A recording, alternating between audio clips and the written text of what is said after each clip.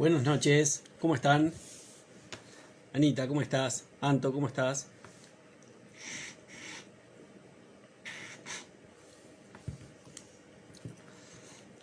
¿Cómo dice que les va?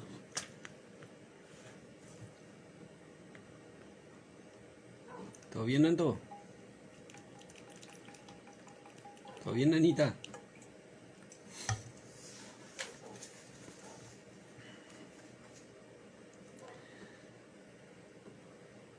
Marfran Lu, ¿cómo estás? ¿Cómo estás, Ali? ¿Todo tranquilo?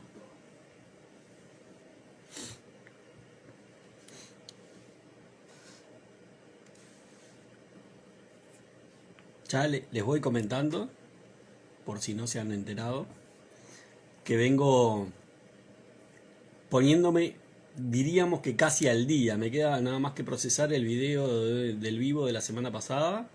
Y están todos los vivos que hacemos los jueves, están ya subidos a YouTube. Que desde mi punto de vista, son mucho más cómodos para poder escuchar que volverlos a reproducir en Instagram. Así que bueno, ya estamos casi al día. Hoy termino de procesar el último y ya mañana vamos a procesar este, así que quedamos completamente al día. Y ya retomamos nuevamente el tema de la lectura de las conferencias, que bueno, que venimos también a un ritmo interesante.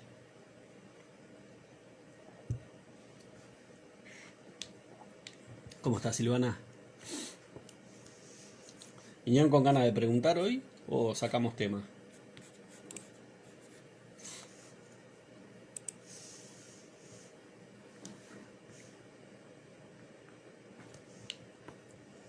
Ya saben, en la medida de lo posible, las preguntas a la cajita de preguntas para que quede más fácil leerlas y para que pueda ser un poquito más ordenado.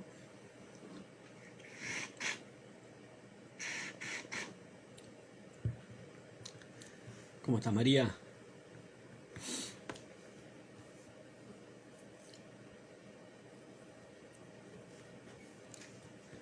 Bueno, cuando se sientan con ganas, ya arrancamos con alguna pregunta, arrancamos a contestar algo, y si no, yo tiro algún temita ahí como para empezar a pelotear, como ustedes quieran.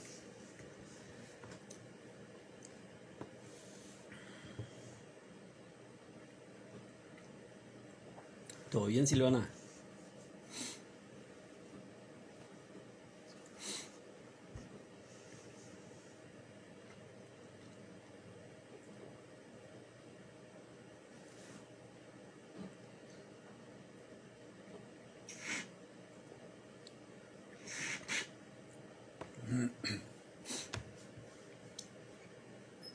¿Tiro un temita entonces? Bueno, arrancamos con un temita. Parte, digamos, de la actividad en el taller que estoy dando, digamos, en esta semana, está centrada, obviamente, no solo en los textos de Neville, sino está centrada, digamos, o va a estar centrada mañana en el libro Plegaria, el arte de creer. Y releyendo un poco, ya preparando, digamos, lo que va a ser mañana, que está el Judy. Me enrosqué un poquito en el tema de la primera ley que él plantea, ¿no? Que es la ley de la reversibilidad, y por la cual, digamos, basado en esa ley, es que fundamenta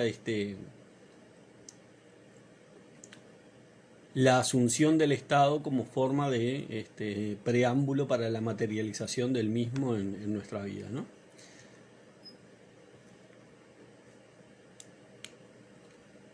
Él lo plantea desde el punto de vista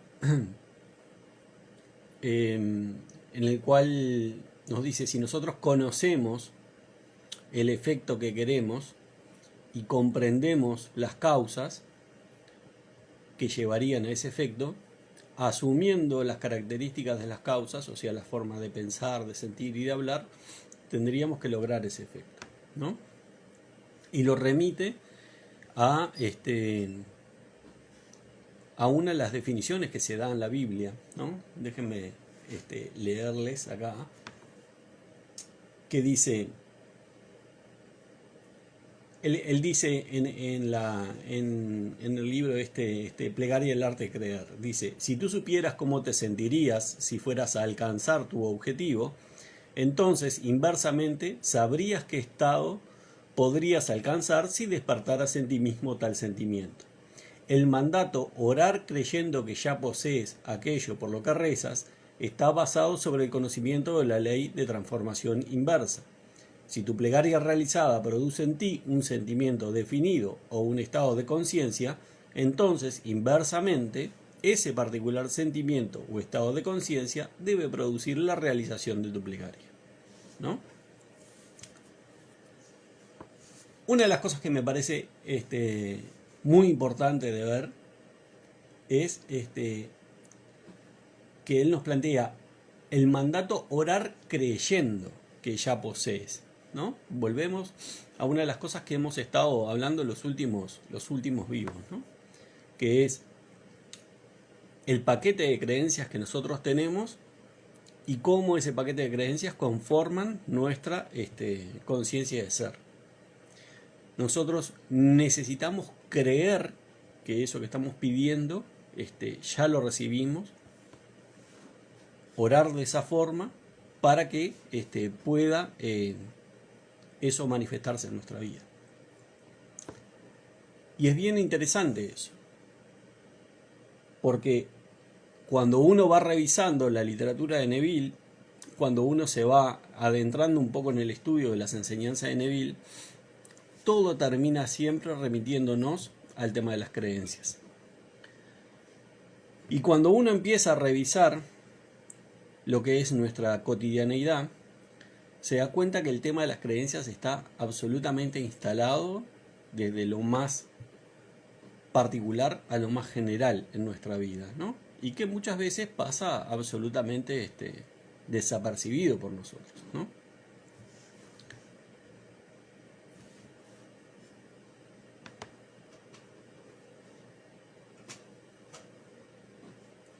Es tan importante esto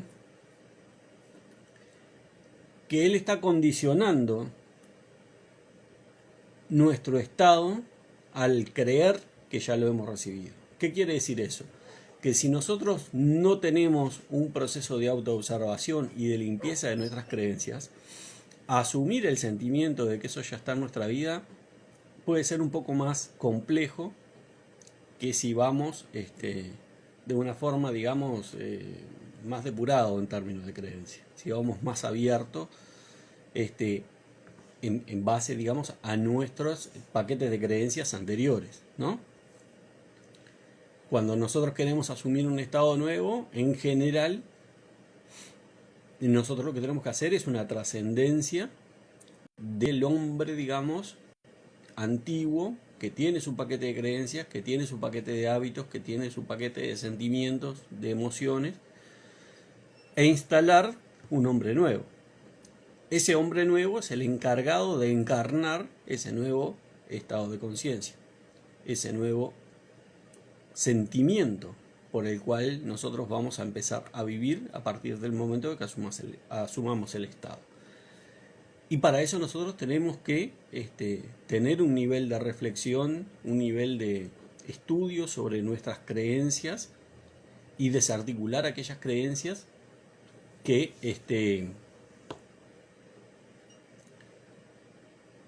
pueden significar un inconveniente o que pueden significar un lastre para la asunción de nuestro estado, ¿no? Este proceso es un proceso que obviamente está basado netamente en la fe, ¿no? Y la fe, como nos decían en Hebreos, nos decía el apóstol Pablo, la fe la define como la fe es la certeza de lo que se espera y la convicción de lo que no se ve. ¿Bien? Cuando yo tengo certeza es porque yo estoy creyendo que el resultado que voy a recibir es el resultado que estoy esperando. Y estoy teniendo la convicción de lo que no se ve. O sea, la convicción de que mi padre, que es más grande que yo, que en este caso se refería directamente al subconsciente,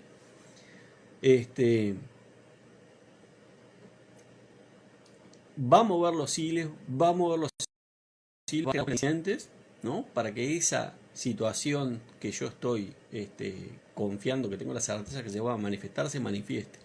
Probablemente de una forma en la cual yo nunca haya imaginado, ¿no? Por eso está siempre ese planteo por parte de Neville de no meterse en el cómo, ¿no? Nuestra mente siempre está limitada a lo posible, siempre está limitada al marco de creencias. El padre, por consiguiente, tiene una capacidad mucho mayor para la resolución de la manera más apropiada y de la manera más conveniente para todos los involucrados de las situaciones que nosotros queremos manifestar. Pero me pareció bien interesante traerles para pensar juntos, para charlotear un poco, cómo siempre la literatura de Neville y cómo siempre el proceso de manifestación hace base y hace referencia al tema de las creencias. Hace base al tema, por ejemplo, de la conciencia de ser, que es no más ni menos que nuestro paquete de creencias, ¿no? Yo no puedo tener algo dentro de mi conciencia de ser si yo no creo que eso es verdad o que eso es parte de lo que soy. Y la conciencia de ser es lo que se expulsa permanentemente en mi vida. O sea que en definitiva, siempre estamos recurriendo a las creencias. Y si afinamos más y entramos a ver qué son las creencias y entramos a darnos cuenta que las creencias son básicamente estructuras de pensamiento que nosotros sostenemos durante un tiempo y que les damos la categoría de verdad, nos damos cuenta que aquello que nos decía la Biblia empieza a tener sentido, que es renovaos a través de la renovación de vuestra mente, ¿no?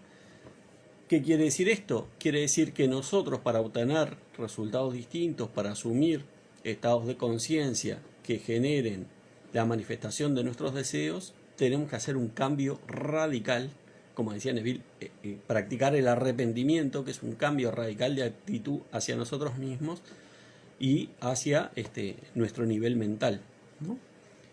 Es imposible construir un estado de ánimo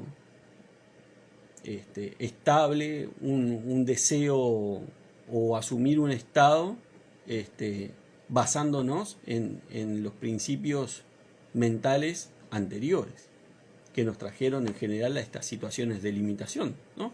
En general, cuando nosotros nos planteamos un deseo y queremos asumir un estado nuevo, porque sentimos que estamos afrontando una situación de limitación. Tenemos una situación que ya no nos satisface. Por consiguiente, queremos trascenderla. Bueno, no podemos trascender esa situación utilizando el mismo esquema mental que nos trajo a esta situación, ¿no? Y así lo podemos ver en una cantidad de ejemplos, ¿no?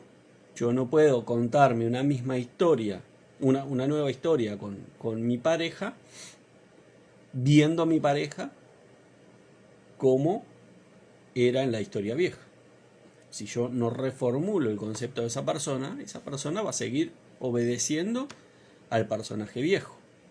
Y en una nueva historia, ese personaje viejo no tiene cabida. Entonces, la renovación mental, la renovación a partir de nuestra estructura de creencias, es absolutamente indispensable. Es absolutamente indispensable. Si nosotros entendemos que los sentimientos que se generan a partir de estructuras mentales, estructuras de pensamiento, no hay posibilidad de que yo pueda asumir estados nuevos manteniendo las mismas estructuras mentales.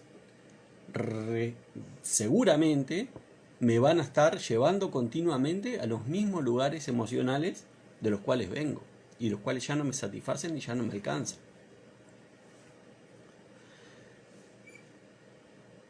Toda esta cháchara que les vengo hilvanando viene a cuenta de entender de entender que el primer paso que nosotros debemos de dar siempre es un movimiento mental. Nosotros tenemos cierta ambigüedad, digamos, cuando empezamos en los procesos de manifestación, en establecer, digamos, enseguida el hombre de doble ánimo. ¿Qué es el hombre de doble ánimo? El hombre que asume un estado y enseguida busca la ratificación de ese estado en el exterior. Y como no termina encontrando una ratificación de ese estado en el exterior, vuelve al viejo estado. Hay una cosa que nosotros debemos tener clara. Muchas veces nosotros asumimos el estado, tomamos esa tarea en nuestras manos, pero no realizamos el movimiento mental. Asumimos como una tarea particular, ¿no? Es decir, yo fui, hice mis deberes, pero no asumimos el movimiento mental que respalda esa tarea. Y fíjense lo loco de esto, que nosotros tenemos medimos los procesos con distintas varas. Por ejemplo, nosotros empezamos a ir al gimnasio para sacar músculo o para bajar de peso o para tener una figura mejor y empezamos a practicar ese ejercicio, pero no estamos buscando mirarnos al espejo y ya tener músculos marcados y el abdomen tipo raviol y el peso en línea y la figura esbelta, ¿no? Entendemos que eso es un proceso. No existe una asistencia al gimnasio y un resultado inmediato visible. Y no nos desespera. Entendemos que eso es parte de una lógica en la cual los resultados son el derivado de nuestra constancia, de nuestra disciplina.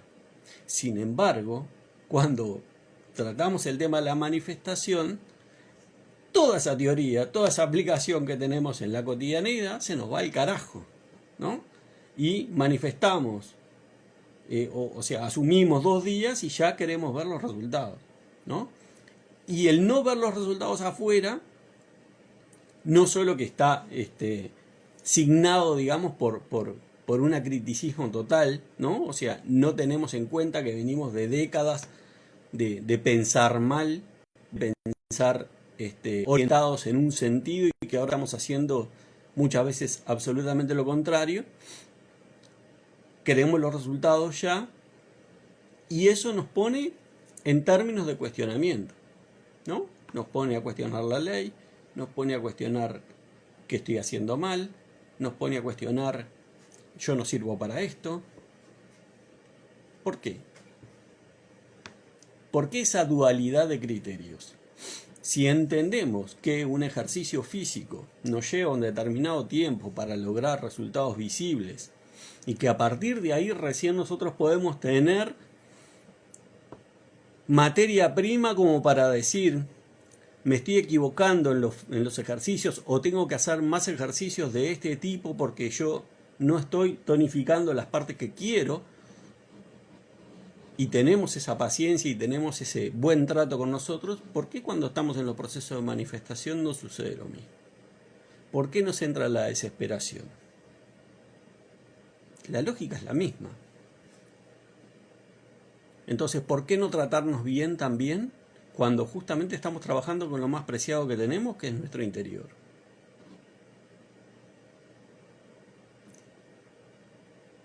Cuando nosotros comprendemos que el movimiento siempre es primero mental,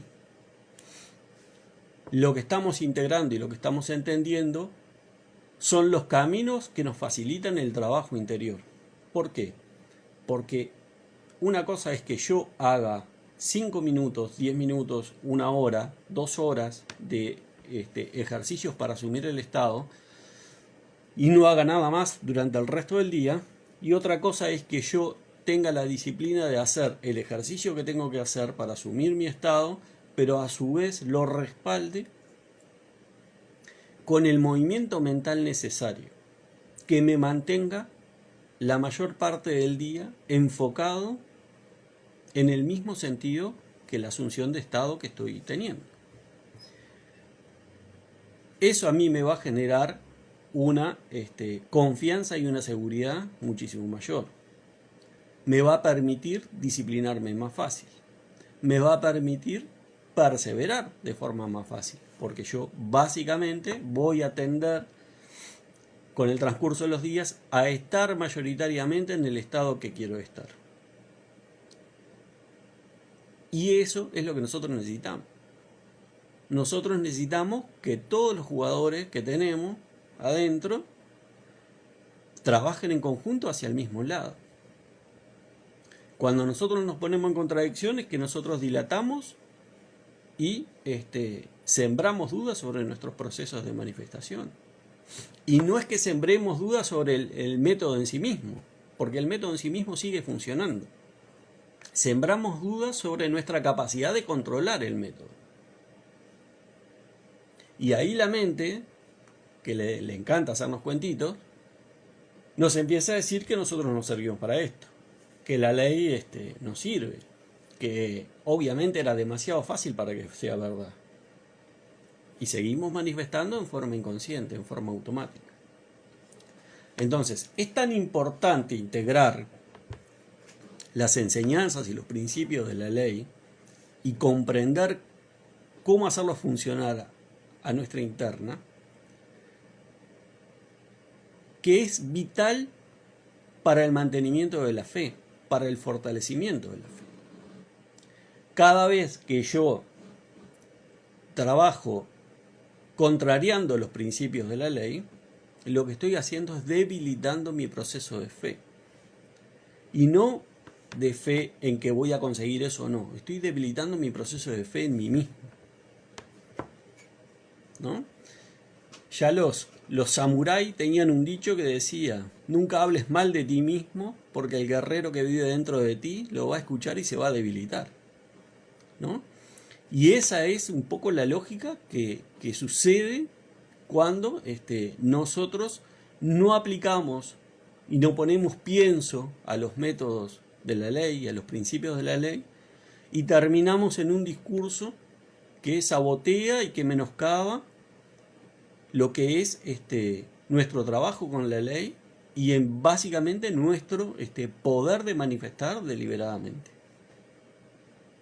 Entonces debemos ser muy cuidadosos con lo que pensamos, con lo que nos decimos, y debemos ser muy cuidadosos en la integración fehaciente de los principios de la ley. No tomarse las situaciones como que hoy me puedo dar el lujo de pensar esto y no pasa nada. No, siempre pasa, siempre pasa. Porque en los procesos acumulativos, yo lo que tengo que pensar es, como decía Nivel en una de las conferencias, ¿no? Cuando yo estoy pensando, ¿qué estoy haciendo? ¿Estoy invirtiendo o estoy gastando? Si estoy gastando, le estoy dando plata al casino. El casino va siempre en contra mía. Cuando estoy invirtiendo, estoy pensando en mí. ¿Bien?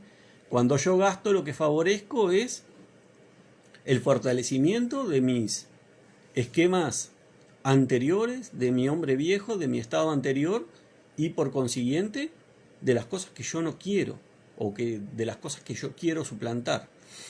Cuando estoy invirtiendo, lo que estoy haciendo es ponerme a favor, alinearme con mi deseo, alinearme con mi estado sumido y poner todos los recursos internos a trabajar en el mismo sentido. ¿Ah? Terminar con esa lógica de borro con el codo lo que escribo con la mano. ¿Por qué? Porque es necesario para nuestra interna, porque es un desgaste emocional si no lo hacemos. ¿Ah? Es muchísima la gente que se encuentra absolutamente estresada por estar trabajando mal, porque no ve cerca su objetivo, porque no ve que avance en cuanto a la manifestación, porque va debilitando su fe, porque va debilitando su creencia de que lo puede lograr, y todo por no alinearse, todo por no poner la suficiente atención y el suficiente pienso en trabajar en un solo sentido, en darse cuenta que hay esquemas que ya no corren más en tu vida, que lo único que te generan es sufrimiento, que lo único que te generan es dolor, ¿bien? Y que esos esquemas son sustituibles fácilmente, que depende solo de la voluntad de trabajo, depende solo del deseo que tengamos de realmente cambiar y depende del respeto que nosotros tengamos hacia nosotros mismos. ¿Respeto en qué sentido? Respeto en el sentido de la integración de las formas de trabajo. Yo tengo que comprender cómo yo funciono, comprender qué cosas me resultan más cómodas para ponerse a trabajar esas cosas con mayor facilidad. A mí no me interesa si a Menecucho Pérez, coach renombrado, manifestador del carajo, hace 2526 afirmaciones por día, si a mí las afirmaciones no me van. Yo podría hacer 5000 y los resultados van a ser los mismos que si no hiciera nada. ¿Por qué? Porque es una herramienta que yo no estoy sintiendo, que yo estoy utilizando en la vieja lógica. Estoy utilizando porque es una herramienta que me viene legitimada de afuera, porque hay alguien al cual yo le di el poder, ¿no? Que lo reconozco como un coach, que lo reconozco como un referente, que lo reconozco porque lo admiro o lo que sea, le estoy dando el poder de que legitime una herramienta que a mí no me sirve. Entonces, yo lo que tengo que hacer es respetar mi idiosincrasia, saber qué cosas son funcionales a mí, saber qué cosas me facilitan el camino y a partir de eso aplicarlas y tener mi discernimiento. Cuando nosotros decimos que nuestra vida es nuestro campo, o sea, es nuestra conciencia de ser expulsada, nosotros estamos diciendo que en nuestra vida se expresa únicamente lo que está en nuestra conciencia de ser. Por consiguiente, la única autoridad somos nosotros. Entonces, dejemos de legitimar afuera los procesos, dejémonos de generarnos presiones, por ejemplo, preguntando en cuánto manifestaste o qué dejaste de manifestar, porque lo único que importa es tu experiencia, lo único que importa son tus tiempos. Y vas a tener cosas que en 2 días las vas a manifestar y otras que te van a llevar más tiempo. ¿Y está mal? No, no está mal. Está vinculado a los grados de dificultad que vos creas que tenés en cada una de las áreas. Están vinculados a tu paquete de creencias. Están vinculados a tu conversación interna de hace 10, 15, 20 años que te viene diciendo: vos en el amor sos un culo, pero ganando plata estás bárbaro. Cuando nosotros nos ponemos en términos de estudiar nuestra estructura interna, en términos de analizar las formas que pensamos y las formas que sentimos, empezamos a descubrir cuáles son las líneas de pensamiento predominantes y por consiguiente podemos empezar a darnos cuenta de lo que hemos repetido toda la vida y que hemos tomado como cierto. Y entender, yo lo decía en el taller y me parece que por lo menos para mí fue un descubrimiento maravilloso, entender que las creencias no son grabadas a piedra, en piedra. Entender que la creencia es una elección. Vos podés elegir creer lo que quieras. Podés elegir creer lo que quieras. Por consiguiente, a partir del momento en que tenés esta información de que la creencia es una elección que vos podés hacer libremente, el sentirte atado a un estado o no, ya es una responsabilidad absolutamente tuya. Es absolutamente tuya. Pero a mí me parece absolutamente liberador el tema de que uno pueda elegir lo que creer. Y elegir lo que creer no es poca cosa, porque las creencias lo que hacen es sesgar nuestra percepción. Las creencias tienen fundamental influencia en lo que nosotros percibimos de la realidad.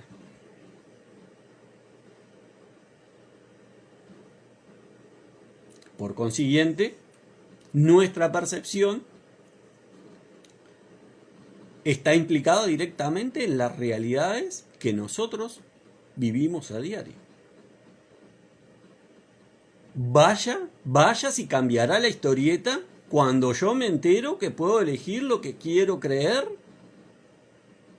y que eso va a cambiar mi percepción de la vida y que eso va a arrojar otra realidad. Menudo cambio, menudo cambio.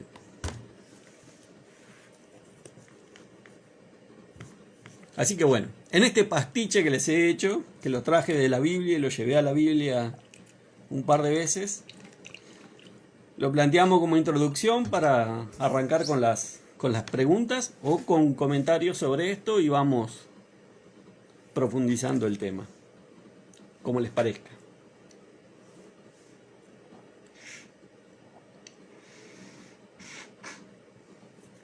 Ustedes me dicen, son los dueños del espacio, así que dictaminen.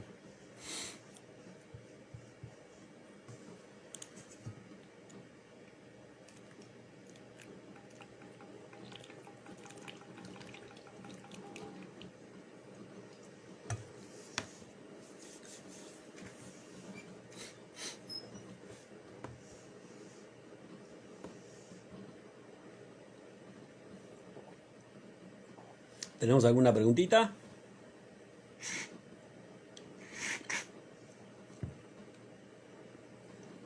Bueno, arranquemos, Graciela. Si hay de todo un poco, está variadito. Vamos arriba.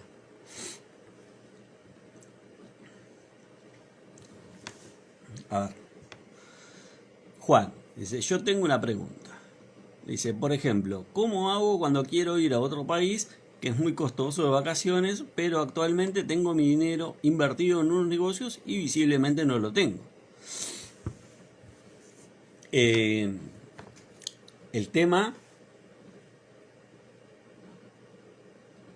y agrega, dice, ¿cómo hago para estar en ese país sin ese capital? Tengo poco tiempo para ir. Bueno, el tema es que vos estás mirando la situación de tener que viajar desde el marco de lo posible, desde el marco de lo que tu mente te dice como posible, ¿no? Cuando vos asumís, y te diría que te remitieras a leer el cuento que hace, que no me acuerdo en qué conferencia está, pero el cuento que hace Neville sobre Tú estás en Barbados. Neville no tenía absolutamente un mango, pero no tenía un mango partido por la mitad, al punto tal que cuando Abdullah le decía, tú estás en Barbados, él objetivaba que él no tenía un peso.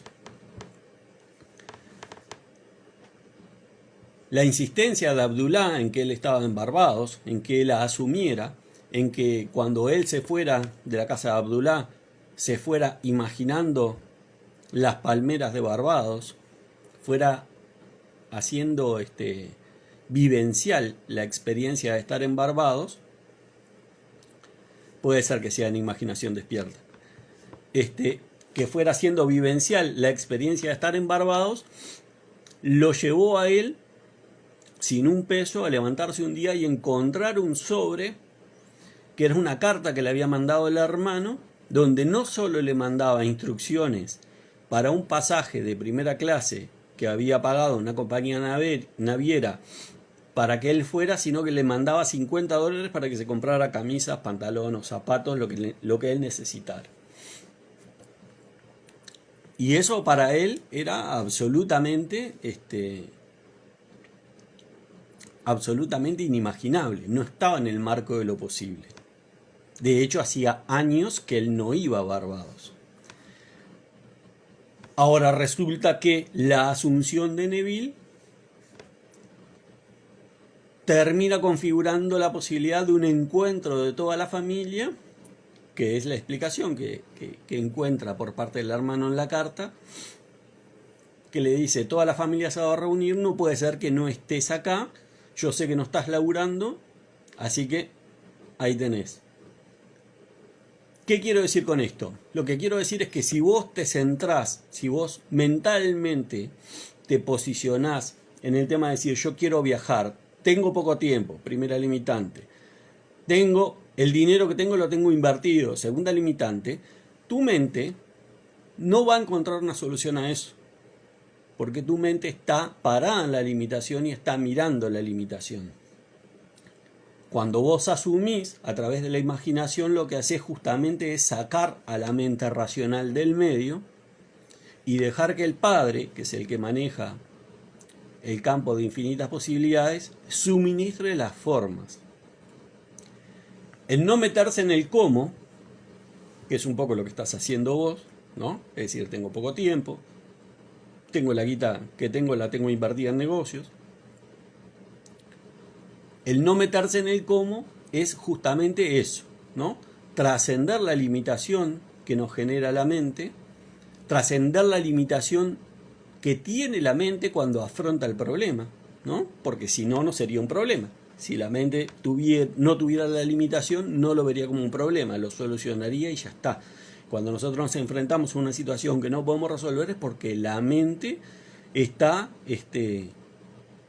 trancada en una limitación. A partir de que vos asumís, la solución va a venir. Si haces el trabajo correctamente, la solución va a venir. No te preguntes cómo. Vos asumí el estado final, que es tus vacaciones, junto con tu pareja, en donde querés estar. ¿Bien? Y es por ahí. Sacá la mente del medio. Sacá el pensamiento lógico, el pensamiento de lo posible. Y sacalo a conciencia. ¿Por qué te digo a conciencia? Porque si no te vas a ir a imaginar el estado y lo vas a ir a imaginar con limitaciones. O sea, lo vas a ir a imaginar desde el universo de lo posible. Y a vos el universo de lo posible hoy no te brinda una solución. O sea, el universo de lo posible, de lo que tu mente ve hoy, no te da una solución. Entonces, sacala. Deliberadamente la sacás y te vas a asumir. ¿Ah? Léete esa anécdota porque está muy buena, digamos, en términos de poder ver un poco el proceso, ¿no? Porque ahí está el famoso cuento de cuando Abdullah se calienta con él, porque, digamos, tiene sus vericuetos la anécdota, ¿no? O sea, él le mandan el dinero, el tipo va a arreglar el pasaje y le dicen que no hay boletos de primera clase, que hay uno de tercero hasta Santo Tomás, y en Santo Tomás recién lo cambiaban a primera clase.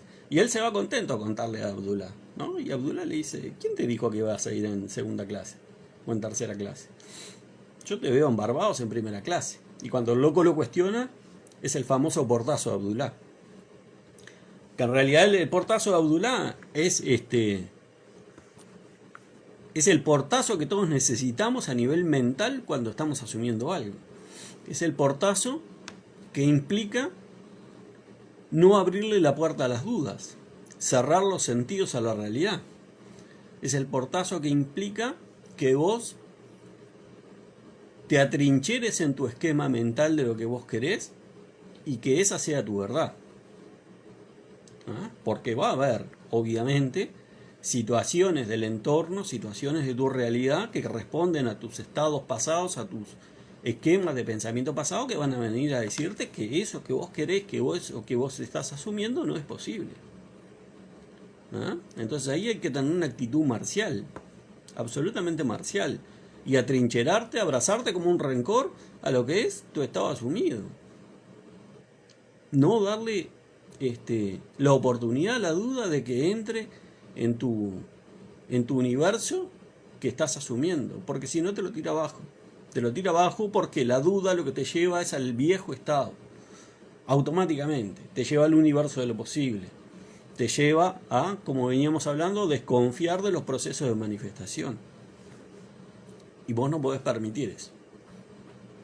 Vos tenés que estar absolutamente convencido de que eso lo podés lograr. Absolutamente convencido que no tenés idea cómo, porque no es tu rol, no es tu papel. Pero eso lo vas a lograr. Para eso está tu padre, ¿no? Por algo decimos, mi padre y yo somos uno, pero mi padre es más grande. Entonces, ¿para qué me voy a meter yo? ¿No? Es el viejo dicho de muchas veces los padres cuando somos gurí. Correte que estoy trabajando, ¿no? Bueno, correte. En algún momento hay que aprenderlo eso.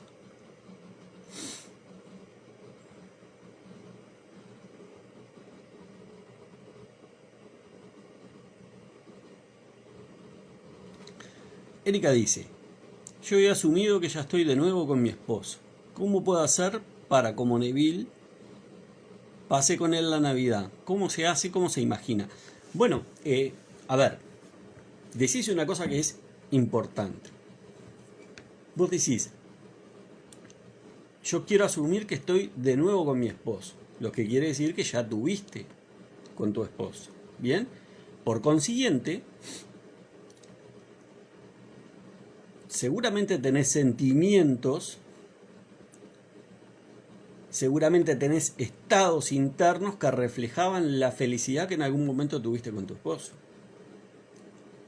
Esos estados internos de felicidad son sensaciones que vos tenés identificadas ya. Entonces, lo que tenés que hacer es utilizar esas sensaciones, no revivir la historia, utilizar las sensaciones que tenés identificadas con ese estado cuando eras feliz con tu esposo, que era toda armonía, que todo estaba bien y no me importa la distancia que tiene hacia el pasado, y utilizarlos en la nueva historia que te vas a contar, donde tu esposo va a cumplir el papel que vos le quieras dar. No me traigas un sentimiento de felicidad a contarme una nueva historia con el mismo tipo del que te separaste. O sea, hagamos las cosas bien. Vayamos a nuestra historia, vayamos a nuestro acervo emocional e identifiquemos aquellos sentimientos, aquellas sensaciones que a nosotros nos sirven. Pero cambiemos a la persona. Yo no quiero a este. No lo quiero porque no solo me separé, sino que tengo aparte una cantidad de cosas para reprocharle y una cantidad de críticas. Entonces, ¿para qué lo quiero? Quiero el cuerpo de este tipo, pero lo quiero en un nuevo rol. Lo quiero ejecutando distintos actos, alineados con la historia que yo me voy a contar. Así es como imaginás esa situación. Utilizando las formas en las cuales vos sabés que te sentís feliz, que te sentís completa, que te sentís en armonía con tu pareja, basándolas en una nueva historia con un nuevo personaje. Y obviamente con una nueva definición conceptual tuya, ¿no? Vos tampoco podés ser la misma. Acá lo que hay que hacer es, de la vieja historia, si quedó ladrillo sobre ladrillo, hay que patearlo. No puede quedar ladrillo sobre ladrillo. Dos ladrillos, uno arriba del otro, no puede haber. Es tabla rasa con todo y empezamos de nuevo. ¿Por qué? Porque la vieja historia está impregnada emocionalmente de una cantidad de obstáculos para tu nueva historia. La vieja historia tiene una cantidad de anclajes que si vos no removes te van a llevar, cuando vos cuentes tu nueva historia, te van a llevar de nuevo al estado viejo. Por eso esa persona tiene que ser nueva también. Porque si no, en la primera situación que entra en contradicción tu historia con la historia vieja, vas a decir, bueno, viste, es una historia nueva, yo cambié y este no cambia más. No es que no cambie más. Somos nosotros que no le estamos otorgando un nuevo papel. Lo traemos de la misma forma. Y muchas veces, y hay que tener ojo al piojo, muchas veces lo traemos así porque el personaje que nosotros encarnamos necesita reprocharle o tener instancia para reprocharle una cantidad de cosas, ¿no? O sea, queremos una nueva, un nuevo vínculo porque tenemos cosas para reprochar y cosas para decirle que antes no le dijimos. Bueno, así vamos jodidos. Por eso hay que ser muy cuidadosos en las formas en las que estamos trabajando en nuestros procesos de asunción. ¿Bien? Cuando yo digo yo quiero una nueva oportunidad con mi esposo o con mi esposa, tengo que entender, yo soy nuevo, la historia es nueva y él es nuevo. Todo lo guiono yo, pero todo nuevo. ¿Ah? Es como que me digas, me voy a mudar a otro país, pero me llevo estas cosas porque les tengo afecto. No, metés todos muebles nuevos. ¿Qué vas a estar cargando? ¿Para qué? ¿Cuál es el sentido? Esto es lo mismo. ¿Para qué vas a estar cargando eso? ¿Cuál es el sentido de traer esas cosas que te anclan en una historia donde no te fue bien? Contate otra. Estás partiendo de tu imaginación. ¿Bien? Y acá es lo mismo que yo le decía a Juan. ¿Ah? En general, tenemos una propensión, cuando nos pasan este tipo de cosas, a imaginar con limitación. A imaginar dentro de lo posible. Porque en realidad no le generamos un nuevo rol a ese personaje porque nosotros no creemos que podamos hacerlo. Nosotros no creemos que pueda cambiar. Y lo que no estamos entendiendo es que él va a cambiar porque nosotros le asignamos un nuevo rol, no porque él quiera o no quiera cambiar. Esa es la importancia de entender cómo funciona el método de manifestación. Cuando yo digo, o cuando dice Neville, y yo comparto, pues no voy a ser pelotudo, yo comparto con él, dice, mi realidad es mi conciencia expulsada, quiere decir que es todo, no es una parte, es todo. O sea, cada personaje que hay dentro de mi realidad cumple un papel que yo le estoy dando. ¿Bien? Cuando yo asumo que mi realidad es mi conciencia expulsada y que yo soy el que otorgo los papeles a los personajes, le estoy quitando derecho viejo la posibilidad de que el tipo decida si va a cambiar o no va a cambiar. Me estoy atribuyendo la posibilidad de que todos los personajes que hay en mi vida sean en función de cómo yo digo que van a ser.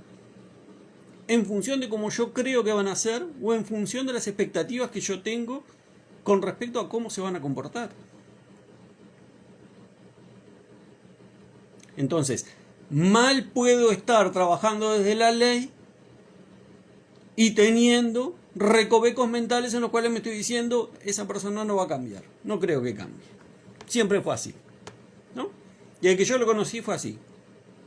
¿No te das cuenta que eso es una creencia tuya? ¿Que se está reflejando?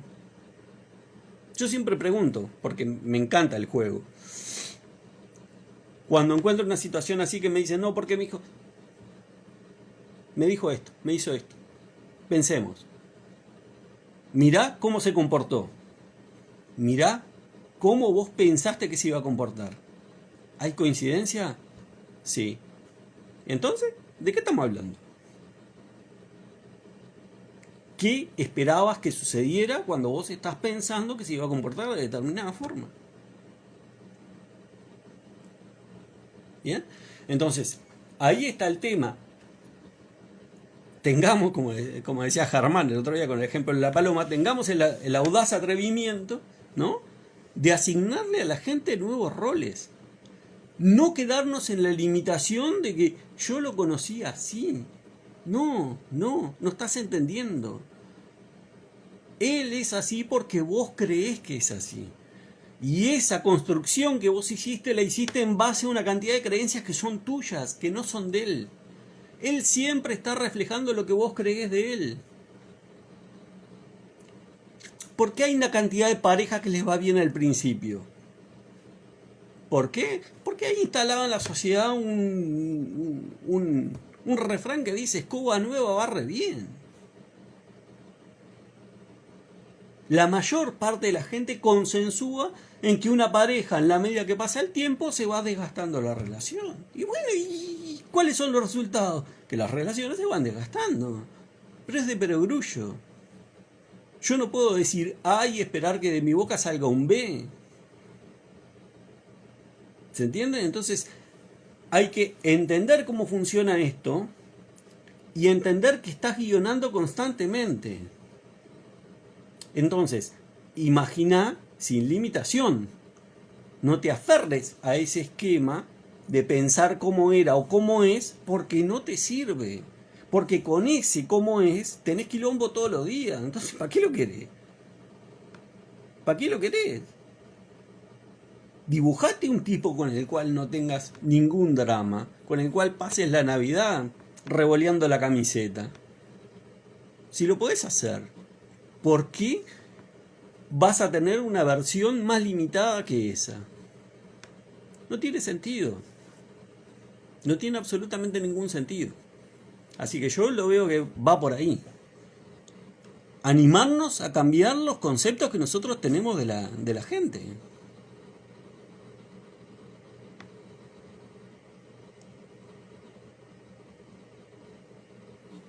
Claro, estoy de acuerdo con lo que dice la magia de creer. Dice, creo que la mente lógica muestra todos los por qué no. Y aceptar eso es no creer realmente que podemos hacerlo. Exacto, exacto. Es que nosotros tenemos,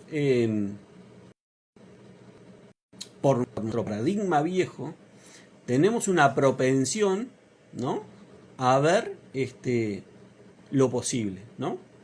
De hecho, nos socializaron así, ¿no? De hecho, cuando uno de repente tenía un proceso imaginativo demasiado fuerte de chico, te decían, no vivas en la luna de Valencia, no fantasees más, poné los pies en la tierra, ¿no? O sea, todos esos son llamamientos a coartar nuestra imaginación como creadora de realidad y a convertirnos en un numerito más que valora únicamente las posibilidades reales, ¿no? Quedás atrapado en el universo de lo posible. Por consiguiente, la mente se acostumbra a ese proceso de pensamiento y de razonamiento. Ahora, cuando nosotros nos encontramos con unas enseñanzas que nos dicen imaginar, crear la realidad, cuando nosotros empezamos a adoptar esas enseñanzas para moldear nuestra realidad, es ilógico que sigamos estructurados en el mundo de lo posible. Porque entonces estamos teniendo el recurso más valioso que nos puede haber dado la divinidad y lo traemos a la mente humana. Y a la mente humana, más específicamente, encerrada en tu cuerpo y en tu realidad. Una locura. Es una locura. Es como que mañana te bajara Dios y dijeras, no, pero mirá que eso no lo puedes hacer. Pero soy Dios. No, pero acá no corre esa. Esto tenés que hacer lo que todos hacemos, porque está jodido esto. No sé quién hizo el diseño, pero está jodido. Una locura, una locura. Luciana me envió solicitud de cámara. ¿Es así, Luciana, o metiste mal el dedo? Bueno, me alegro, Juan, que hayas entendido mejor el estado embarbado. Igual, léelo, después de esta charla, léelo, porque vas, digamos, a poner la atención más fina con respecto a tu situación y vas a darte cuenta de la lógica que opera atrás del estás embarbado.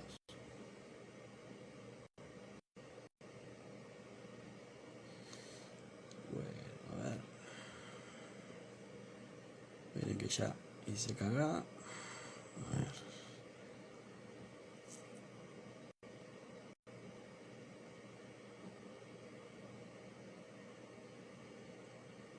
Bueno, gracias a ti, Arito. No sé en qué te ayudó, pero bueno, te ayudó. Perfecto. Vamos arriba. Tenemos preguntitas. Laura dice, ya no siento prisa ni ansiedad por mis manifestaciones. Siento que ya las tengo. ¿Esto se debe al cambio del autoconcepto? Cualquier proceso que a vos te genere certeza y mayor seguridad es una modificación de tu autoconcepto. Lo que tenés que hacer es trabajar en consolidarlo y profundizarlo, ¿no? Porque tu autoconcepto no es más, y volvemos recurrentemente, que el cuerpo de creencias que vos tenés sobre ti misma. ¿No? Y el cuerpo de creencias que vos tenés sobre ti misma es lo que a vos te habilita en lo cotidiano la creencia madre de qué puedo hacer yo y qué no puedo hacer. Cuando vos tenés seguridad, los límites de lo que podés hacer los vas corriendo, porque te animás a hacer más cosas. Cuando vos te sentís insegura, cuando vos te sentís poco confiada en tu capacidad, cuando tenés un autoconcepto bajo, lo que sucede es que te animás a menos cosas. Porque, ¿qué pasa? Un autoconcepto bajo, cuanto más cosas hace, más frentes de exposición abre. Y eso no está permitido. Cuando tenés un autoconcepto bajo, cuanto más frente de exposición tengas abierto, más vulnerable te sentís. Y quedás muchas veces a tal punto que una discusión con un extraño lo sentís como una agresión. ¿Ah?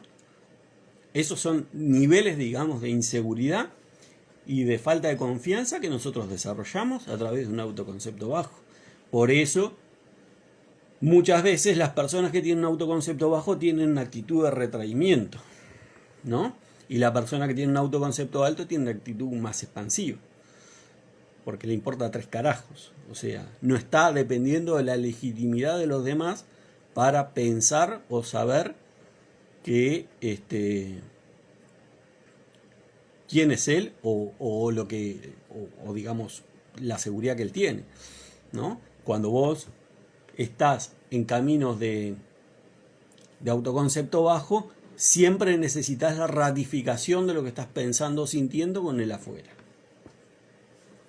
sin darte cuenta que ese proceso es el que generó tu autoconcepto bajo, porque siempre tercerizaste tu valor, tu reconocimiento, tu seguridad en función de las opiniones de tu entorno. Y no digo que no sean importantes, digo que no deben ser el único ingrediente. Cuando ese ingrediente externo es el ingrediente determinante, es cuando empezaste a joder la piola. ¿Por qué? Porque sencillamente estás construyendo lo que vas a reflejar en tu vida en base a la opinión de los demás y no en base a tu parecer, a tu opinión, que es la única que importa, porque eso es la única que reflejas afuera. Entonces, que vos pongas atención a la opinión de los demás está correcto. ¿Por qué? Para subirte al caballo de los elogios y reafirmar tu autoconcepto y para obtener información de aquellas visiones que no están a favor tuyo. ¿Bien? Eso es una cosa. Ahora, yo no cedo la propiedad de la formación de mi autoconcepto a nadie.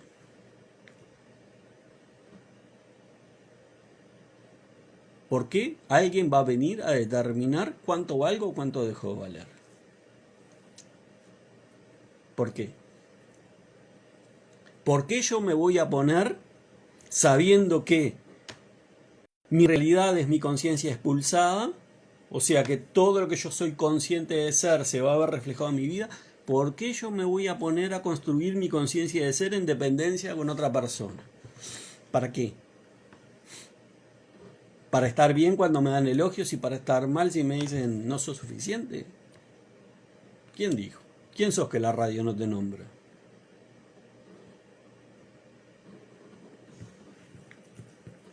Hay que ser cuidadoso con eso. Hay que entender que el autoconcepto es un elemento demasiado importante en nuestra vida, ¿no? Es nuestra autopercepción permanente. Y al ser dinámico, tenemos que cuidarlo. Tenemos que cuidar sobre todo los mecanismos de formación del autoconcepto.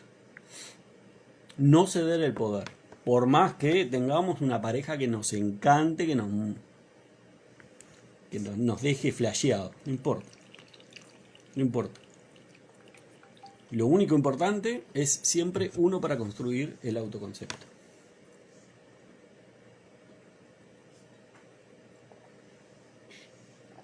¿Tenemos alguna otra preguntita?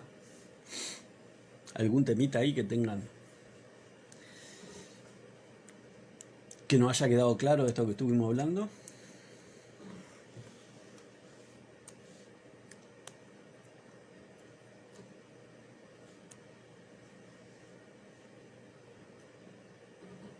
¿Cómo les viene la timidez?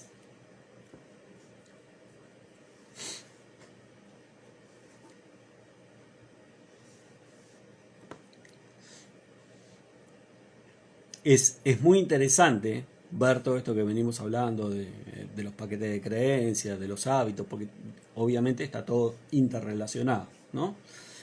Y esto de la asunción de los estados, ¿no? También lo vemos reflejado, por ejemplo, en la programación neurolingüística, ¿no?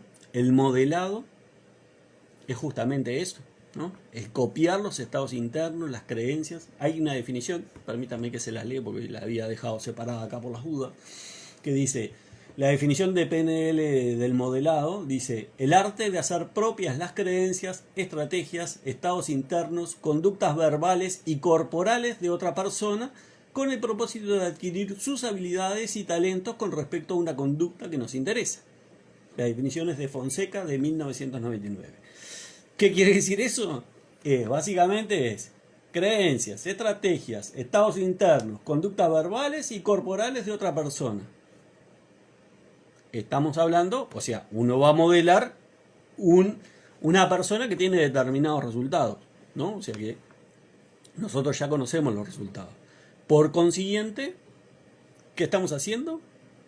Cuando hablamos de modelado en PNL, estamos asumiendo el estado, ¿no? Utilizando la referencia de otra persona que ya ha tenido éxito. No es ni más ni menos que Neville trasladado, digamos, a otra modalidad de enseñanza. ¿Bien? Pero esta es una definición bien clara de lo que es asumir un estado, ¿no? Es el paquete de creencias, estrategias, estados internos, conductas verbales y corporales que una persona genera para tener un resultado en específico. Eso es un estado asumido.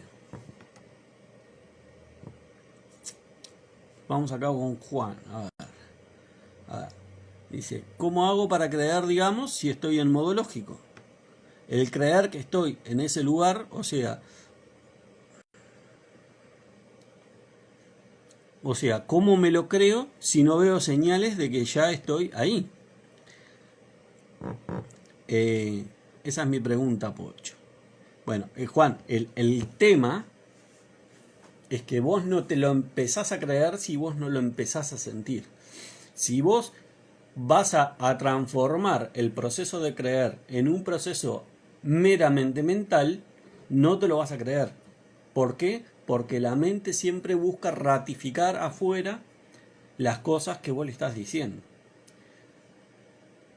Date la libertad de imaginar, date la libertad de sentir.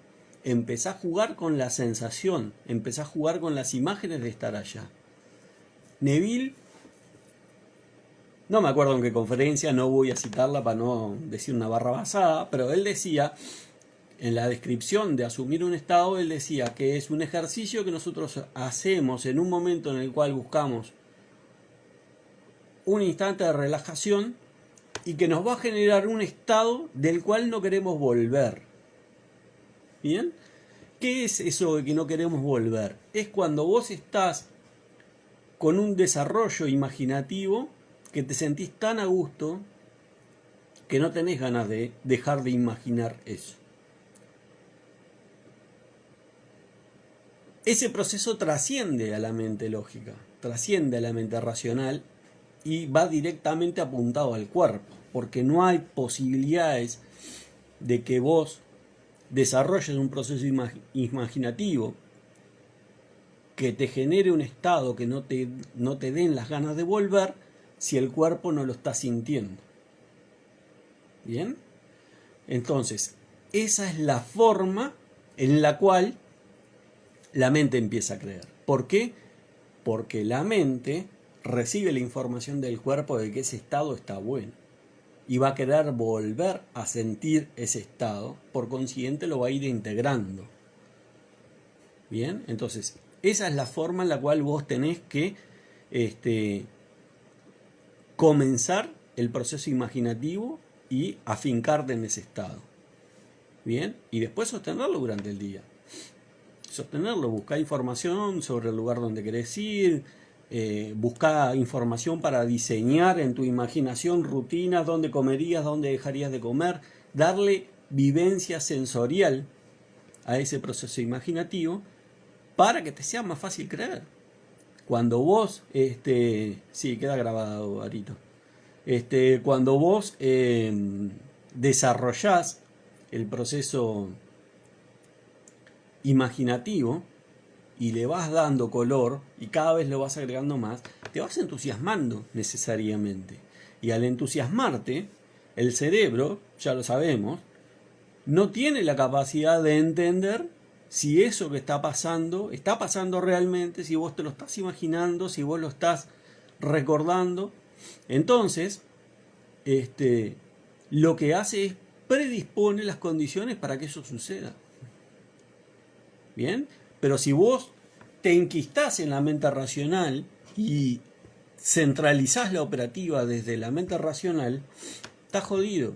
Porque la mente racional siempre va a buscar pruebas, siempre va a buscar volver al estado viejo.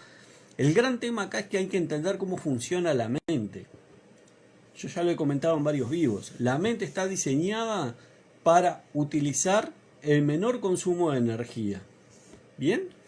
Por consiguiente, cuando vos estás implantando una nueva idea, un nuevo paquete de creencias, un nuevo estado, a la mente eso le significa mayor volumen de energía. ¿Bien? Un mayor consumo de energía. Entonces, si vos no lo haces intencionadamente desde la voluntad, desde la perseverancia, desde la disciplina, la mente, en la medida que vos le des 2 minutos de esa atención, te lleva al viejo estado. ¿Por qué? Porque es lo que menos gasto de energía le genera. Es lo que la mente conoce. ¿Bien? Entonces, por diseño, la mente va a tender a llevarte al viejo estado. ¿Bien? Ahora, si vos le das alimento a la mente para decirle, wow, mirá qué bueno que está acá, mirá qué lindo, ¿ah? La mente va a tender a quedarse cada vez más ahí. ¿Ah? Pero vos lo tenés que alimentar. Si vos, digamos, ¿y cómo lo alimentás? A través de un proceso imaginativo, a través de generarle sensaciones vivenciales, sensoriales. Si vos la alimentás nada más que con la racionalidad, la mente te dice, no rompa los huevos. Nos vamos a estresar, vamos a estar 2 días, vamos a gastarnos toda la guita que tenemos. No joda, nos quedamos acá tranquilos. ¿Ah? Salí de la mente racional. No te sirve para nada la mente racional en la asunción de un estado. Imaginar crea la realidad. La imaginación con límites no es imaginación. Es nada más que probabilidades.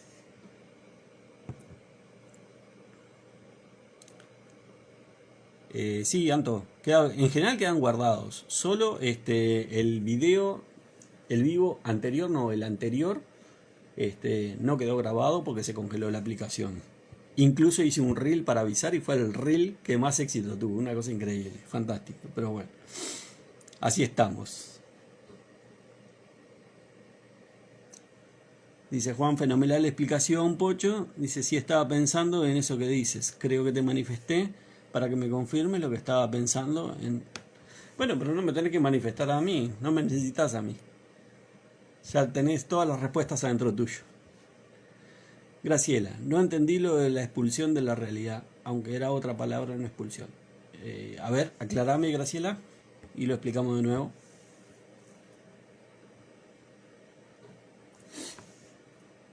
Toda la información está dentro de nuestro, gurises. Hay que hacer las preguntas correctas nada más. Pero eso está ahí. Ahí. Ustedes partan de la base que no hay situación que ustedes enfrenten, no hay desafío que a ustedes se les presente, no hay deseo que venga a ustedes si ustedes no tuvieran todos los recursos internos para poder resolverlo. ¿no? Porque acá no hay una lógica de un padre que sea hijo de puta con nosotros y diga, "Ah, le voy a poner este deseo a ver qué hace ahora". Ahí se empieza a cagar de risa. No, tenemos todos los recursos internos, ¿no? Muchas veces lo que sucede es que nosotros utilizamos parte de los recursos internos nada más, ¿no? Como recién hablábamos con el caso que nos planteó Juan, utilizamos la mente racional, entonces vemos nada más que lo posible. Tenemos la imaginación, tenemos la intuición, tenemos otros recursos y no los utilizamos. Entonces, claro, bueno, los recursos están. Somos nosotros los que hacemos mal uso de los recursos, por consiguiente muchas veces no podemos o nos es más trabajoso manifestar nuestros deseos. Pero no es un tema de que se nos presenten cosas que no podamos solucionar. Explícame eso, Graciela, así te lo contestamos.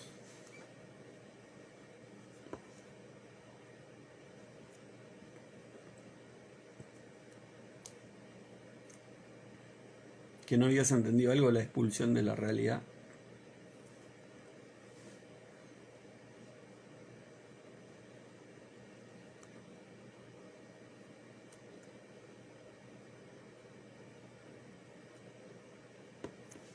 A ver, voy a leerla de nuevo a ver si puedo lograr entender a qué se refería.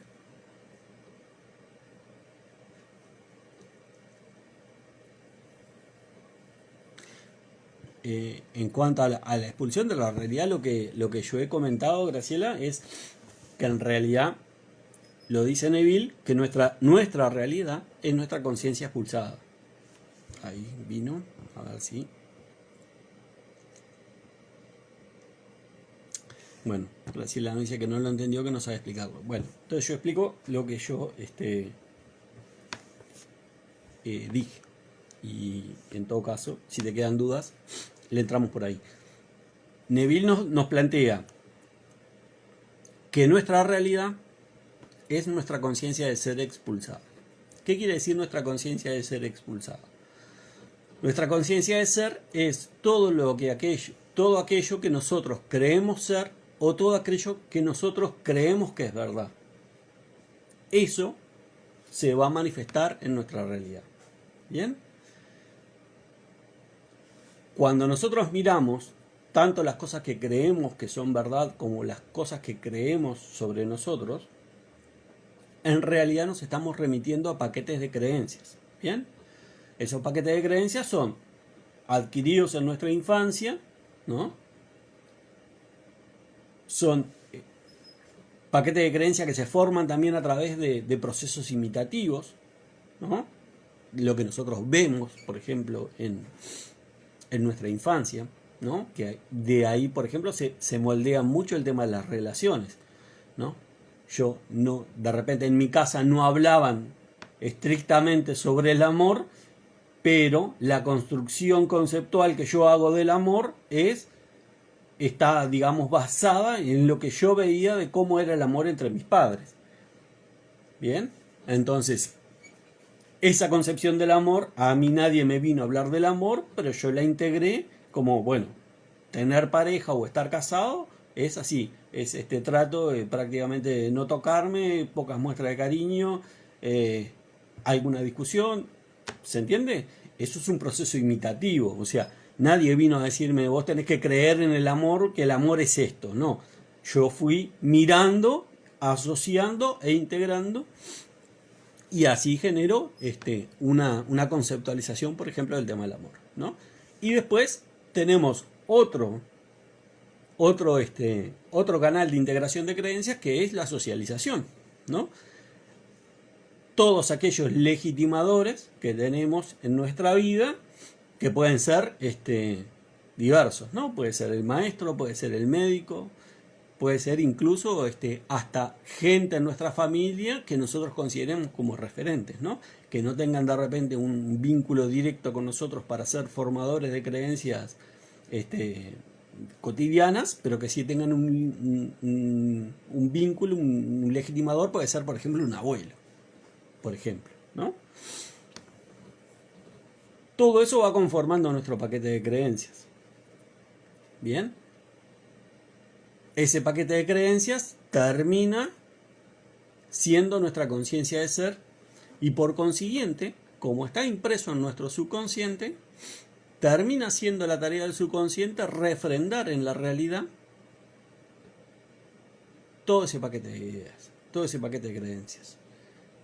Entonces, lo que termina sucediendo es que nosotros vamos a encontrar circunstancias en la realidad que nos demuestren que lo que nosotros creemos es correcto.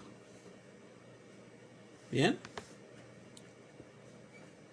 Es por ahí que viene el tema de la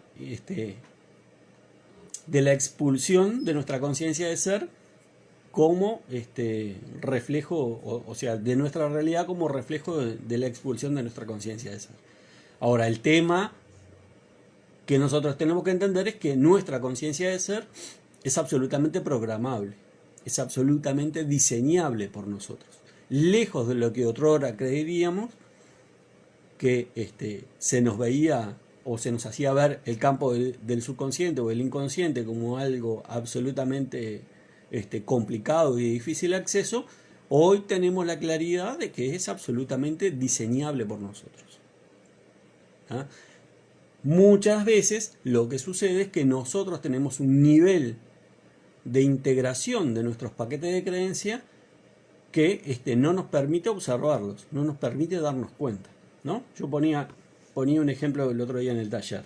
Por ejemplo, todos consensuamos que salimos, caminamos, vamos hasta una parada y por ahí va a pasar un ómnibus que si le hacemos una seña va a parar y nos lo vamos a poder tomar. Todo ese proceso es una construcción de creencias. No hay ni más ni menos que eso.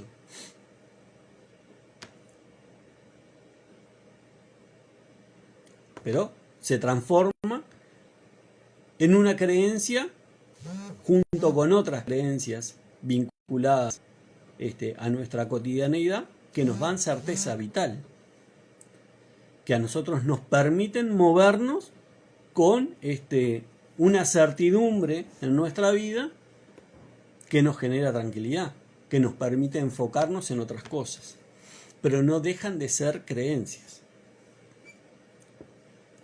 Bien, entonces hasta ese punto estamos permeados nosotros por las creencias.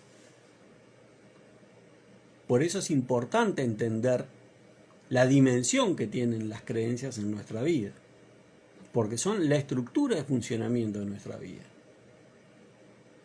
Las creencias son las piedras fundamentales de la construcción de hábitos que nosotros tenemos.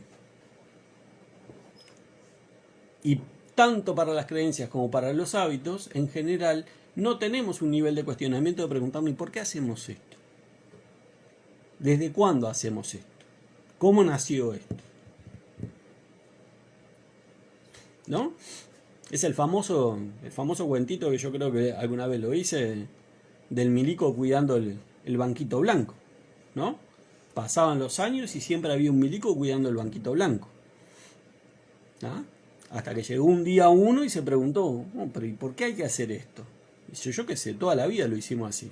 ¿Ah? Resulta que el origen de eso era que en algún momento habían empezado a pintar el cuartel y habían pintado el banquito de blanco. Y pusieron un milico para que nadie se sentara en el banquito mientras la pintura estaba fresca. ¿Ah? Pero como eso nadie lo cuestionó, se siguió ejecutando en automático. Y cambiaban las guardias y había un milico cuidando el banquito blanco. Nadie tenía ni puta idea para qué, pero estaba el milico ahí. Así como nos pasa eso y que nos parece muy jocoso cuando lo vemos, ¿no? Como decía Jesús, más fácil ver una paja en el ojo ajeno que una viga en el nuestro, nos parece muy jocoso cuando lo contamos como anécdota. Nosotros tenemos una cantidad de cosas que estamos cuidando banquitos blancos. Y no nos preguntamos por qué estamos cuidando banquitos blancos. Entonces, hasta que no comencemos a hacernos esas preguntas, vamos a seguir en la misma lógica, ¿no? Jung decía, hasta que el individuo no empiece a ser consciente de su inconsciente, ¿no? Le van a seguir pasando las mismas cosas y lo va a llamar destino. Bueno, es eso. Hay que empezarse a preguntar qué banquito blanco estoy cuidando.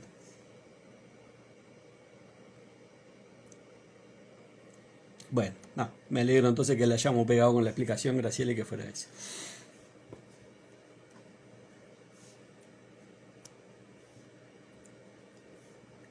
Entender que nosotros podemos elegir las creencias y que podemos cambiar las creencias nos va a facilitar la vida, nos va a facilitar el cambio de personaje, el no defender a ultranza personajes que no queremos. El dejar de sentirnos culpables cuando tenemos que abandonar personajes que nos hicieron sufrir, que nos generaron dolor. Nosotros, sin embargo, nos sentimos culpables, nos sentimos mal. Estoy tan identificado con el personaje que parece que voy a dejar de existir, voy a dejar de ser yo si abandono ese personaje. Eso es toda parte, digamos, de ese cuento mental que nos hacemos y que nos identifica tanto. Pero bueno, cuando comprendemos cómo van las situaciones, cómo va la vida, cómo funcionamos, cómo estamos compuestos, cuando entendemos las creencias, los hábitos, cómo se comporta el Estado, cómo se compone el Estado, ahí todo empieza a adquirir sentido y todo se vuelve más fácil. Ustedes piénsenlo en la vida cotidiana. Es mucho más fácil encarar una tarea que nosotros entendemos cómo hacerla que encarar una cosa que te mandan a hacerla que no tenés ni carajo de idea cómo hacerla. El estrés mental que genera encarar una cosa que no sabes cómo hacerla es mucho mayor que una cosa que la haces de taquito. Por ahí viene la importancia de entendernos, por ahí viene la importancia de conocernos, por ahí viene la importancia de empezar a identificar cómo pensamos, qué sentimos y por qué pensamos y sentimos así. Es vital eso, es absolutamente vital. ¿Preguntas?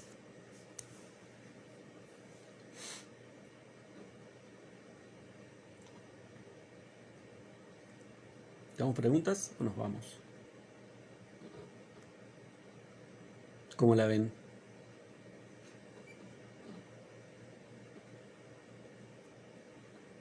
Para la gente que no estaba, y por si no llegan a volver a ver el vivo, les cuento que estoy casi actualizado con la subida de estos vivos de Instagram a la plataforma de YouTube, al canal mío.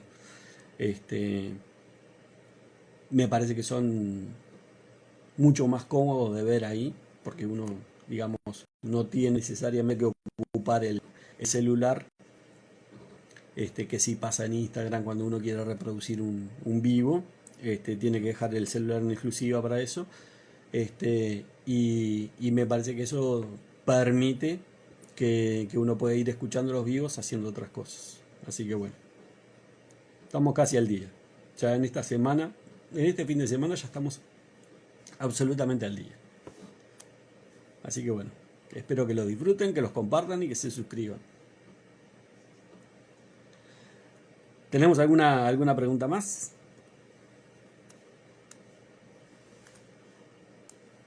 Voy a hacer el esfuerzo a ver si en esta semana puedo convencer a la Vero de que el jueves que viene aparezca como invitada. Ya me dio el ok, pero bueno, una cosa es el ok en términos de papeles y otra cosa es casarla después con notarios libres para que pueda venir. Pero bueno, es la idea invitarla y si no, haremos el vivo entre nosotros.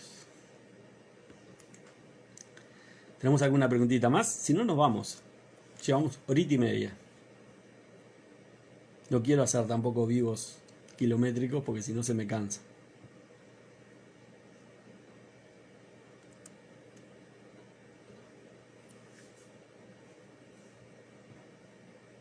¿Todo entendido? ¿Todo claro?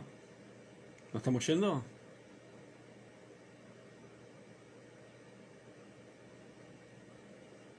¿Sí? Gente linda, nos vemos el jueves que viene entonces, ¿eh? Cuídense, sean felices.